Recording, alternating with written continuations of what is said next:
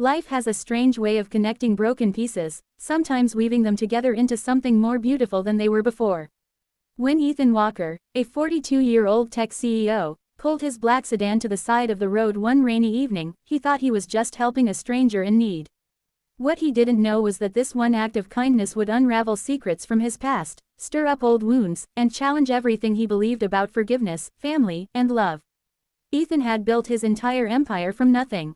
Years ago, with little more than a borrowed laptop and a relentless dream, he co-founded a startup that would later revolutionize cybersecurity. But as success came, so did betrayal. His former partner and closest friend, Richard Hale, blindsided him by stealing investors, manipulating contracts, and nearly collapsing Ethan's company. The betrayal cost him millions and years of rebuilding. More than the money, it cost him trust.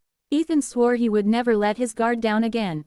On this stormy night, though, he wasn't thinking about the past.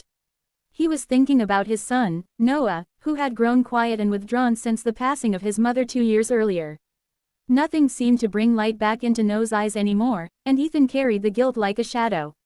He was so consumed with running the company and keeping his son afloat that he never imagined one unexpected encounter could change everything. Through the sheets of rain, he saw them, a woman standing by a broken-down van, shielding 4 young girls beneath her arms. Their clothes were soaked, their hair plastered to their faces, but it was the look in their eyes that struck him most, fear mixed with quiet resilience. Ethan rolled down his window, hesitated for only a second, and then stepped out. "Do you need help?" he asked. The woman looked up, her face pale under the dim streetlight.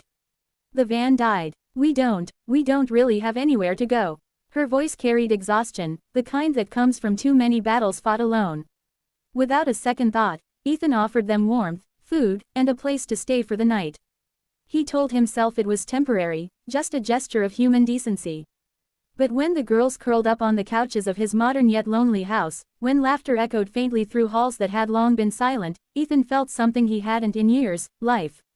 Over the days that followed, Noah bonded with the girls, especially the youngest, who insisted on sharing her crayons with him. For the first time since his mother's death, Noah laughed. It was small, fleeting, but Ethan noticed. He began to see how much healing could come from companionship, from the simple presence of others who carried their own scars. But then came the revelation, like a slow-burning fuse reaching its explosion.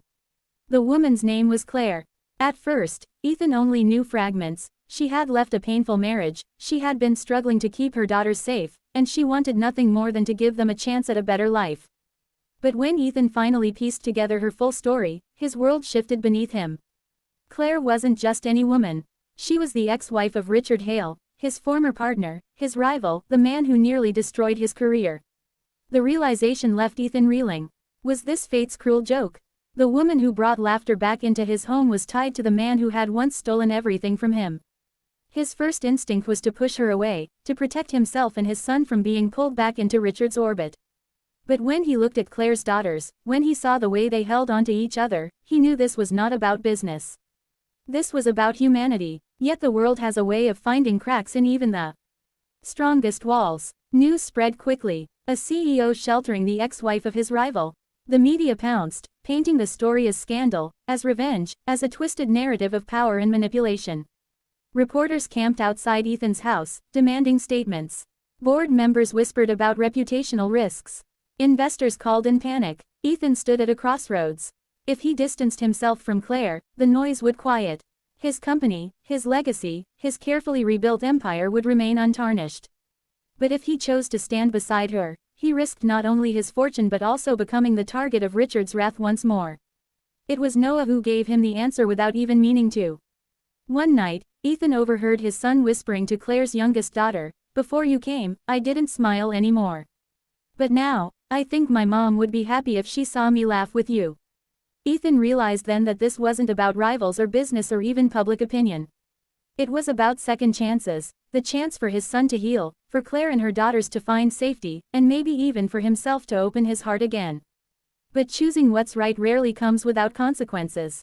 Richard returned into the picture, furious that Ethan had not only taken in his ex-wife but had become the father figure his daughters now looked up to. He accused Ethan of using Claire to humiliate him. He threatened lawsuits, leveraged media connections, and did everything he could to paint Ethan as a manipulator. Ethan could have fought back with equal aggression. He had the resources, the influence, the connections. But instead, he chose a different path, the harder one. He remained silent, allowing his actions to speak louder than words. He shielded Claire and the girls from the chaos, offering them not just a roof over their heads but dignity and peace. Slowly, the narrative began to change.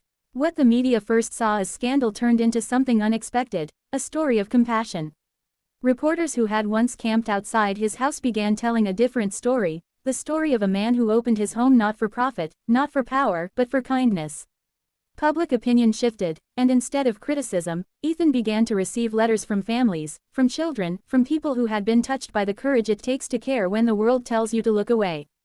Through it all, Ethan discovered that forgiveness doesn't mean forgetting the pain someone caused. It means choosing not to let that pain dictate your future. Richard's betrayal had shaped years of Ethan's life, but now, Ethan refused to let it define his legacy. His true legacy wasn't his company, or his wealth, or the empire he had built brick by brick. It was the lives he touched, the hearts he helped heal, and the love he allowed back into his own home. Claire, too, found her strength again. No longer the woman broken by years of fear and silence, she began to rebuild herself alongside Ethan. She found work, she enrolled her daughters in school, and she began to smile in ways that suggested freedom was no longer just a dream but a reality. As for Ethan and Claire, their bond grew not from romance at first but from shared resilience, from nights spent sitting at the kitchen table helping children with homework, from quiet moments where two wounded souls realized they were no longer alone. Love, when it finally arrived, was not fireworks or grand declarations. It was steady, patient, like rain soaking into dry earth. In the end, Ethan made peace with the past not by erasing it, but by proving that the future could be written differently. He didn't just save a woman and her children that night on the rainy road, he saved himself, his son, and perhaps even the belief that kindness still has the power to change lives. And maybe that's what makes this story more than just drama, more than just a clash between rivals. It's a reminder that the choices we make in the quiet moments, the choice to stop, to help, to love despite the risk, are the choices that shape who we truly are. So when the world asks what matters more, your pride, your wealth, your legacy, or the simple act of doing what's right, Ethan's answer will always remain the same: kindness, no matter the cost. Because sometimes, the family you choose out of compassion becomes the greatest victory of all.